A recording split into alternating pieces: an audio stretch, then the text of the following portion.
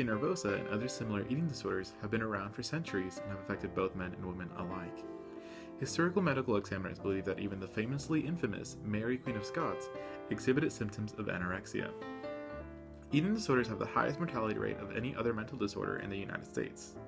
And even though this is true, our government has given the least amount of money towards research to these types of mental diseases. Roughly 14 million Americans are affected with eating disorders such as bulimia nervosa and anorexia nervosa, and these diseases alone have twice the mortality rate that autism and schizophrenia have combined. The Eating Disorders Coalition is an organization that promotes awareness of eating disorders at a national level so that our government can help those victims who are suffering with eating disorders. These victims have a voice that needs to be heard, and this is why the Eating Disorders Coalition exists. Through lobbying and educating Congress, this stakeholder has made strides in an effort to increase funding that goes towards researching the cures and treatments of eating disorders. Today, almost half of all Americans know of someone or have known of someone who has suffered from an eating disorder. There are many physical and mental implications that can occur from having an eating disorder, such as anorexia.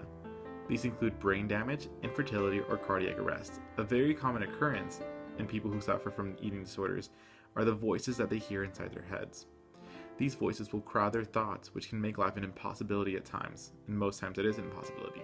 For example, a young girl in a college classroom will not know what the lecture is about because she constantly hears menacing voices in her head and is bombarded with repeated thoughts of negativity telling her that she is not good enough and that she is too fat. According to research conducted by the Eating Disorders Coalition, there has been a 119% increase in the number of hospitalized children under the age of 12 suffering with eating disorders over the course of this past decade. A 14-year-old girl should not have to be strapped to an oxygen tank or confined to a psychiatric ward just because she was not provided with the proper attention and treatment for her eating disorder. Luckily, treatment is available. However, only 1 in 10 people will seek treatment or know of a possible treatment or cure, so only 10% of people suffering with an eating disorder are receiving treatment.